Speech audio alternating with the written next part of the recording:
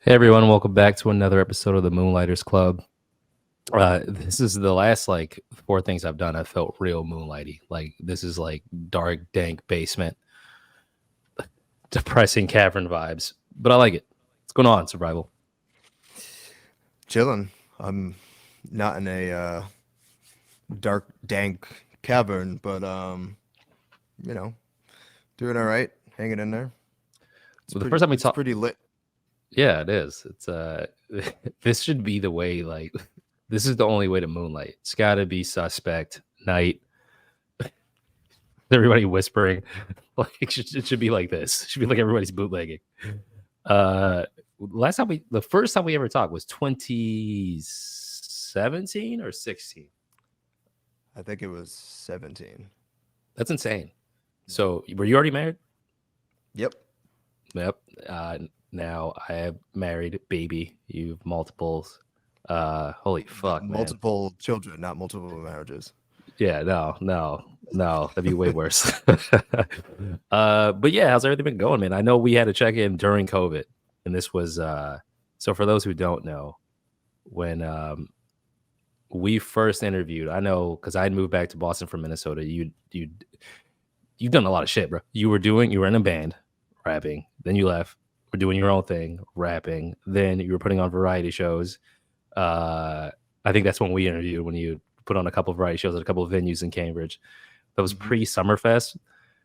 Then it's 2020. Then you, how have you been? Like, what the fuck? Like, Good. For the most part, I've been doing pretty well. Like you mentioned, family expanding, right? Last Happy New Year to everyone yeah. as well. But in March of 23, my wife and I welcomed our second child. So you know, it was some growing pains, with the family. Summer came, we got to hang out and do a lot of stuff that we couldn't get to do when we were kind of confined to the house when the new baby came in the spring. And I haven't been able to do as much of the creative stuff that I want to do because family has been taking up so much time. But in 2024, um, you know, as the kids get a little bit older, my oldest is going into kindergarten this upcoming fall. That'll allow me to kind of do some different things, both financially and with all of the free time that I'm gonna have with them in daycare and school, respectively. How was the last Summerfest was 2022? 2022. Yep, How was it? It was great, right? That was the one. Which train station was it that was by? great. That was by Davis Square T Station, on the Red Line, Yeah. and yeah, there's a park out there that I'd use for the second year in a row. Due to my uh, kind of connection and affiliation with some of our arts council. So, shout out to them for being as helpful as they've been over the last couple of years to kind of help facilitate things. Yeah, it was good. Had some, vendors involved this time. We had, I think, 17 black owned vendors. That part of it was curated by a black owned boss. So shout out to them for, partnering with me to, highlight vendors of color, here in the Boston area. Had, some great musical acts of color. Um, and we had a food truck pull up. So like all of these things were really new in terms of the evolution of the community festival. It was like, when we first started, it was just a stage and some music, and throughout the iterations, started to put a little bit more rigor around the actual experience for people that were coming in to enjoy music, maybe enjoy some food, maybe interact with vendors like I mentioned to get a more like cohesive experience. Yeah, man. It's your third, right? That was your third, correct? That For summer. was fourth. Was it for Summerfest? Yeah, it was 18, 19, took the COVID year off, and then 21 and 22. Okay, so I only went to 18, 19. I Yep. didn't know there was 121 and 22. Shit. Hmm. Um, yeah. So I know you had a lot of stuff come up. By a lot of stuff, I mean family. It's weird, man. It's weird being a dad because there's so many times like you're like you're like I love my family, but you look at them and you're like, if not for you, I'd be so much greater. I would be somewhere else. Yeah. But Um, it's weird, man. It's not like you're it's wasting time doing something else. You're like, I love um, you all, but it's shit. yeah, it's a great obligation, but yeah, it's tough sometimes. You can feel a little stifled in the creative area and just like general availability. I've turned Yeah, down a lot of invitations to do things because I'm like, nah, you know. yeah. So I remember after the last Summerfest, did you have a plan of what you want to do, regardless of your personal situation? Or did you want Yeah. to keep doing those? Did you want to? So the plan was to do it in 2023. My wife was, pregnant at the end of 2022, so like there was a really indicative mindset of on my part to at least plan and see what happens, with the baby. If I had enough time to maybe offload some of the tasks to other people. So I set out to do it. Like, the plan is kind of turnkey at this point because I'm just, it's a lot of it is rinse and repeat, and I'm just kind of adding, some small components to it. Like this year, I was like, okay, let me see if we can add some sponsorships to it. And like the sponsorships would allow me to do a couple of different things into, financially. It will allow me to bring people on to run the day to day. Like that's, well, it's a singular event, but you know what I mean? Like the day to Yeah, day leading up to the event and then day of. So I could kind of take a step back and I could do a little bit more delegation. And it allows a lot more freedom to kind of leverage the funds and different ways that enhance experience. So I was looking to do that.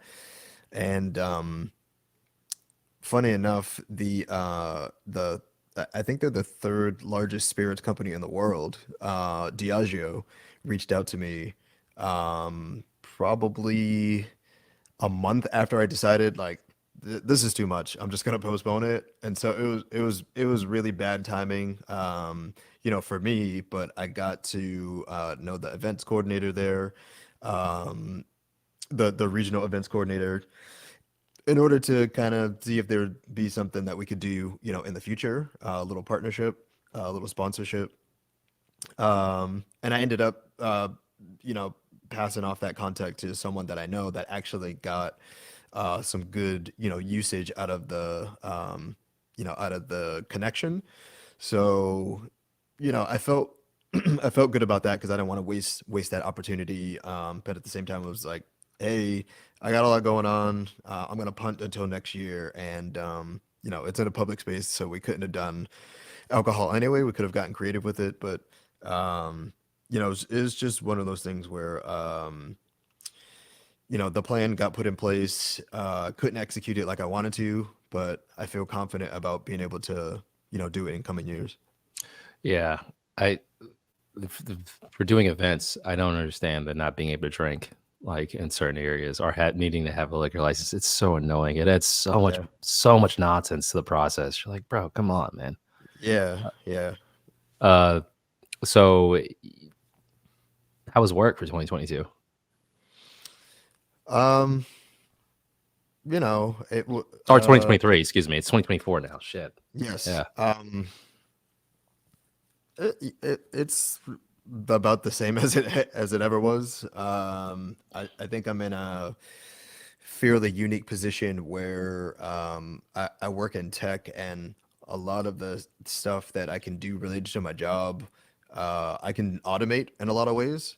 And so that also gives me a little bit of extra flexibility to help out around the house because I work at home. I work from home.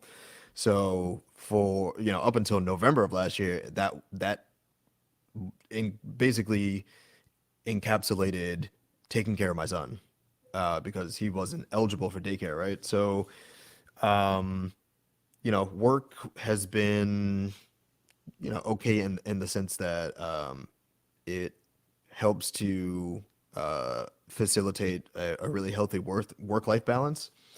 Um, but I like to stay hungry and stay healthy with outside ventures that kind of help me to be a little bit more creative and not so data oriented, like in my day to day.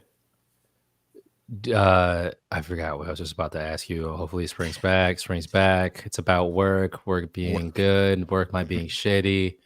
Uh, oh, that's what I was gonna ask. Speaking of bad, have you all been forced to come back to the office? Will that has that happened for your tech company?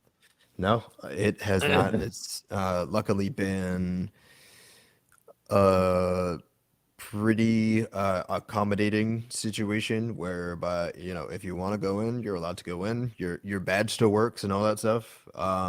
But if you don't want to, you know, take that hour commute commuter rail, uh, there and back, and walking in the cold rain, and doing all that nonsense to actually get there, and uh, waste a lot of valuable time, then you can work from home and enjoy all the fruits of what you have around the house. So that part's been really cool. That's the thing about Boston is like I was living in Jamaica Plain before I moved to DC, and that is in the city. The worst part about it is the T has gotten so bad now. All commutes Hmm. are like Hmm. 45 minutes. So Yeah. when it's cold, like that was one of the reasons Sinead my wife convinced me to get up out of there because I'm like I don't want to leave, but it got to the point where you're like it's cold, we have to go. I'd be surprised if like 60% of those offices don't just collapse unless it's like finance because they don't have a say. Like they're going to be in the office even if it was an Armageddon. Yeah. Uh, but I did, yeah. It's I don't mind it. I don't mind going in the office. Like sometimes I like being with coworkers, but when the commute is not fun every single day, it's time to find an alternative, or Hmm. everyone's just miserable for the first 2 hours. It's Yeah, crazy. and I think part of that was the impetus for like the moonlighting, if you want to call it that, or the side hustle, or it's Nice. just like I like how what you are we threw doing? that in there. Yeah, you know what I mean? Yeah. What are we doing here? What's this for? If I can use my time a little bit more wisely, and things that are invaluable to me, like and my values, and things like that, then I'm gonna try to pursue them, because this ain't it. Yeah, there's so many. Like I don't knock employment. I don't. Neither of us do. I But do. No, I do a lot. we're consistently reminded about how bad it is. Like we talk often. We talk. We have a shared Slack channel. We're reminded, like, out of outside external forces, about why employment is so messed up all the time. It makes it so hard to champion it because you're like, yeah, I want to put all. If I want to put all my faith in this, sure. But then you're reminded massive layoffs. CEO yells at employees. Employees get beat every day. You're just like, bro, like you're Yeah, making it really hard for me to just be like, yeah, let me coast. I just want to work. I just want to coast here. Especially from my point yeah, of view. I got laid off, so I can't really champion anything. I'm just like, nah, right, man. exactly. This didn't really work out for me. Yeah, it's it's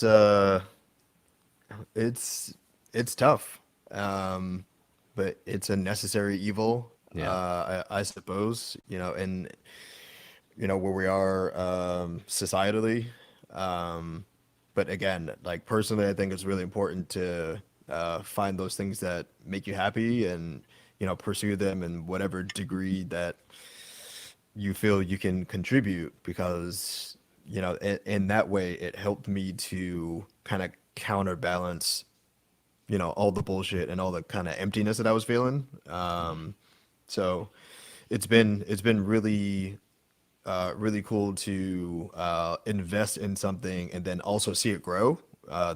That's been really, really, that's pleased me a lot. Yeah, you're really good at just doing stuff that seems like really complicated to me. Like I finally adopted your way of doing things. This past showcase, so I was just like, "Fuck it, this is gonna happen." You're just like, it's not. You can overcomplicate things, but Yeah, you're really good about doing stuff that seems really complicated when you walk in. Like I've always appreciated Summerfest because you see it; it improves every time. But even the first one, you're like, "This is a lot." Not like daunting a lot, but you're like, "This." You're producing a lot for the public here. So yeah, I've always admired the fact that you're like, "Nope, I got a plan. I'll just lay the plan out and do it." Because I think it's really easy for anyone to overestimate the amount of work that's going into something or to see someone else doing something. And then you assume there's so much, especially the people that we work for. You assume, oh, this person's got to be a genius. That's why they're doing it. And you're like, no, not really, bro. They just kind of yeah, lay a bunch of stuff out and do it. yeah. You got something in the works, man. So what's going to be the next phase? Yeah, so essentially what was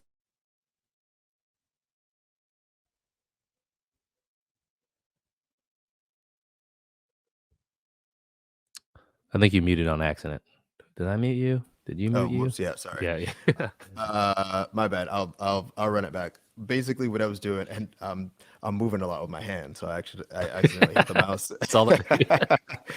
Um I was operating Summerfest kind of as a sole proprietorship, in the sense that um, it you don't have to legally do anything to do things that you want, in terms of services and goods. I think the the part of it that's really funny for me was like I wasn't interested in the monetary part of it. I was just interested in like providing the service, because I just wanted to do stuff and just see what happened and see if it could evolve into something, and it has. So I think it's time to kind of take that legal and administrative leap and file for an LLC and all of the spare time that I had in 2023, I was putting together a business plan, in the sense of like what is the product going to be for the public, and it'll be similar to Summerfest in that it'll be events, but I'm going to dial it back and do some smaller events and hoping to partner with again a lot of black and brown owned businesses in the community for space, because I think a lot of these spaces are under leveraged and underutilized. And secondarily, there could be a lot more garnered interest in going to these black owned shops and places that are largely brick and mortar. So I want to help in that way to bring attention to some of these businesses while also helping myself grow as a business professional and then someone who's going to be a small business owner. And yeah, so I think the next step will just kind of be putting together that administrative stuff, kind of strengthening my network, and then kind of really relaunching the brand because Summerfest is really unique to Somerville, Massachusetts. So it doesn't really have that ubiquity that you want out of it, especially if it were to, you got to kind of look pie in the sky and hope that everything grows the way that you want it to. Let's say that we were having this in DC, in concert with Moonlighters Club or whatever. We kind of move into that market. Summerfest isn't really going to make sense, so we want to make sure that um, we, as if there's other people. I want to make sure that there's the ability to have a rebrand and have something that is not so tied to one community, where everything really started for me, but it's kind of native to all the communities. Yeah, there's definitely a ton of people, excuse me, in the Boston area. You should definitely connect with like people that Yeah. I've had the pleasure of talking to, like live like Hmm. Eugene, basically the Boston Ujima project. Because I can just think of this really nice venues I've been able to see through that, like Kush. We went to Kush Groove. Yep. Yeah. Um, Yeah, and live like a local tour. So I'm pretty sure you've seen just as like there's so many for the mission matches. Right. It's funny that you say that, man. It's like I was thinking about like revenue and like we're doing the showcases. It's cool, but the tough thing is like events as uh, a product. I don't want to help some lame ass company do events because you like you're like, bro, like let me just get like because you do want to make revenue, but I'm like, do I really don't want that? Because it is someone just Yeah. be like, yo, here's this awful thing, get it Oh done. man. You're like, bro, no, Yeah. like no, Yeah. I it's like I want to do this, but the idea behind the event is probably the best part about it, as opposed to me just doing a bunch of logistical work. Hmm. Um, what style of events what do you prefer? Do you like the intimate, cozy? Are you nah, man? Like go big. Like do you yeah? Um, What do you think you'll like more? I think that the intimate, cozier shows will be more of a draw, um, for the simple fact that they're more rinsable and repeatable. You can have multiple in the same night. You can have Mm, multiple, um, you know, throughout the week, things like that. The harder shows are logistically more challenging, and it's a lot of work to go into it. Like I probably spend, a year planning for each Summerfest, and it's a lot of work day of. So I couldn't imagine doing that. I don't know, 52 times a year, let's yeah, say. yeah. But also like I want to keep the mystique of it, like have one marquee event per year. So I'm thinking of peppering, some smaller, more intimate events, and they don't have to be musical per se. Um, Although that's sort of uh, what the customer that I'm envisioning is going to prefer. But we just want to create a really inclusive space for people that are creative and want a performative outlet to come do their thing. The tough thing for me like is rapping with like just going for like just moonlighter stuff in general. Like yo, we got the showcase. Yo, you got to hear my tracks. I'm like, okay, look, I don't mean to shit on your dream, but you're like dude number 80. Like, does no one do poetry? Like, does anyone Yeah, else sing? That yeah, has been the only exactly. tough thing for me, where it's like I can't have so many of Yeah, these, bro. it's Like, good luck. yeah. I done all the booking for Summerfest and all the variety shows and stuff like that, and I think that I'm making a really, really conscious effort to keep it uh, not homogenous. Yeah, And like, hip hop and rap music, it's my favorite genre, but I think that there are other people that in these kind of recesses of musical genres now, because hip hop is so big, yeah. that are really, really talented, and we want to still have some space for those people as well. So that's the kind of environment that I want to foster, and yeah, there's a lot of opportunity to kind of do with it what I want. So we'll try some things, and whatever sticks sticks, and whatever doesn't, we'll pivot. Ideally, when would you like to kick this baby off? Um, that's a good question. Um, it's winter 2024.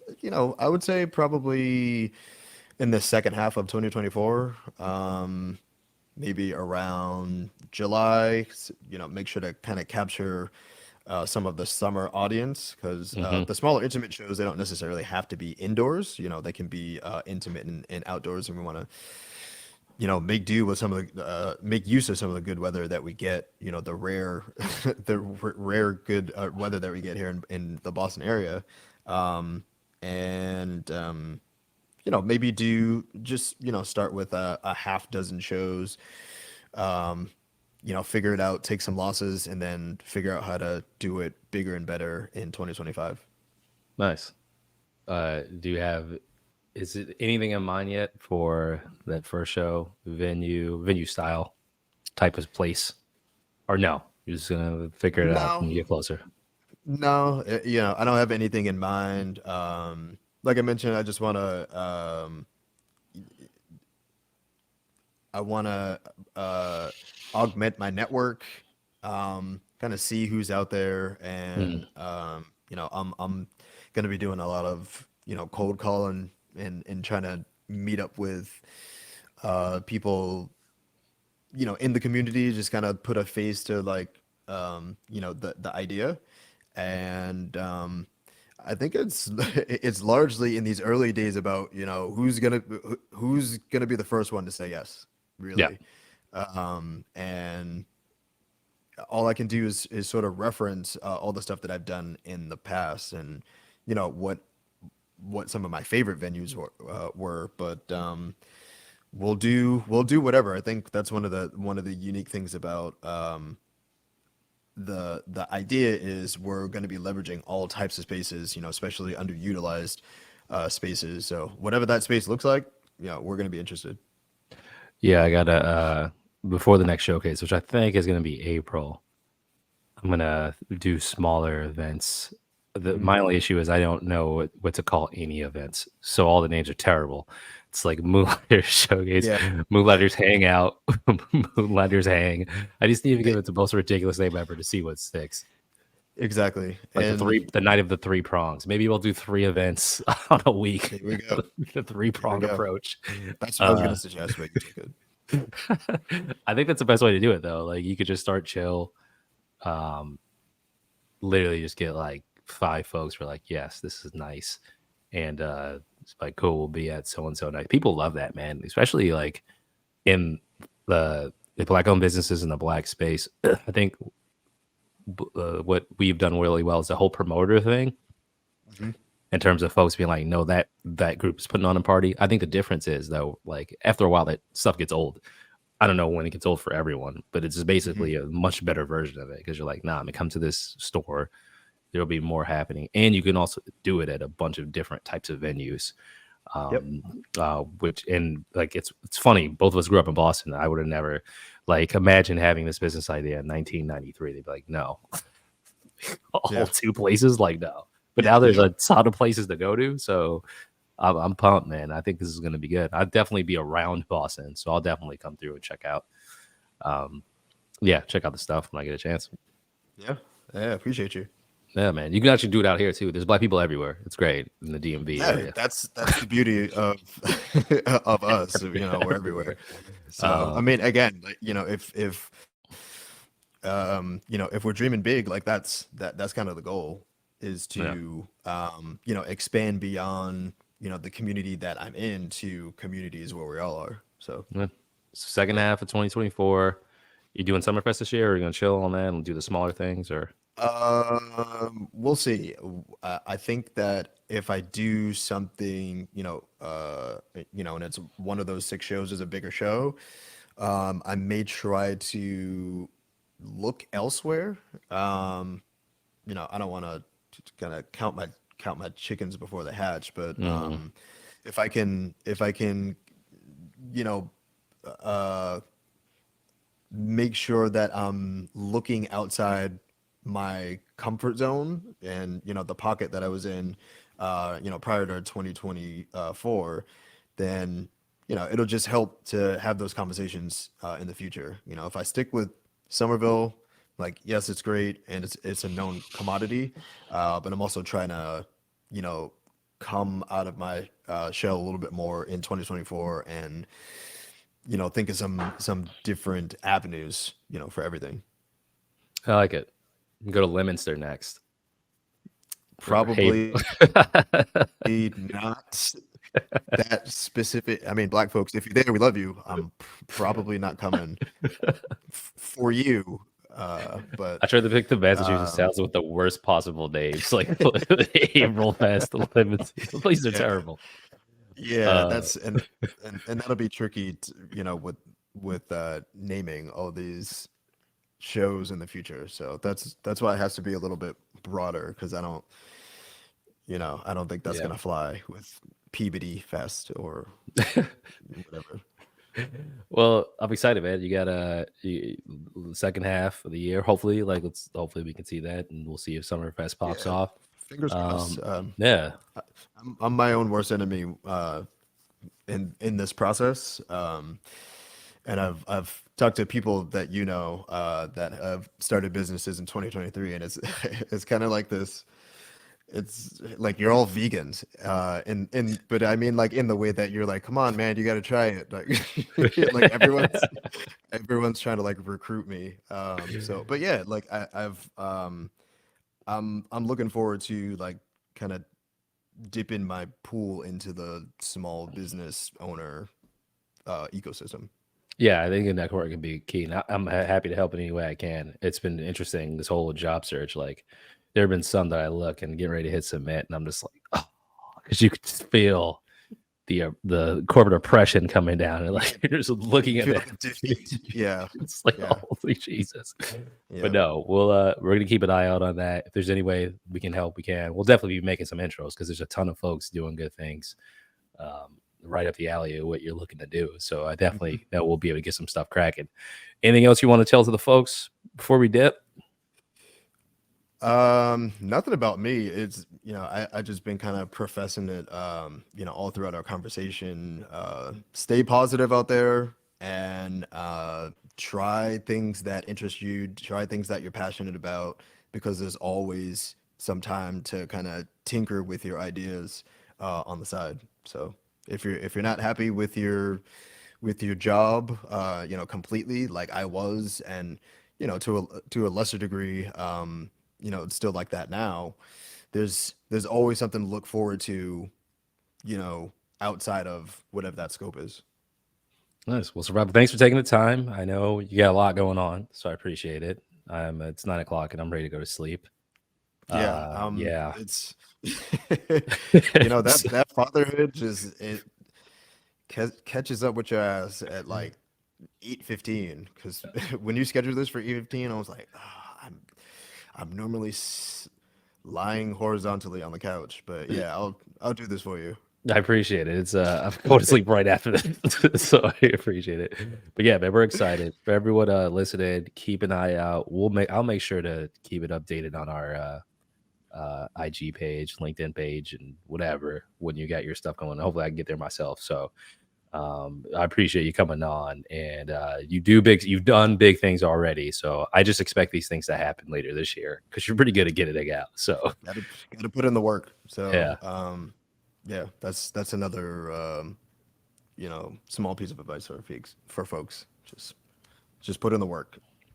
We appreciate it, man. Well, everyone listening, put in the work, keep your head up, find time to do the things that you like to do, be beneficial in, and also just patience. Like, to see the amount of growth that has happened between the two of us in the past like 5 years is actually fairly crazy. So everything's just gotten that much easier when it's time to act. So for those listening, thanks. We'll see you on the next one.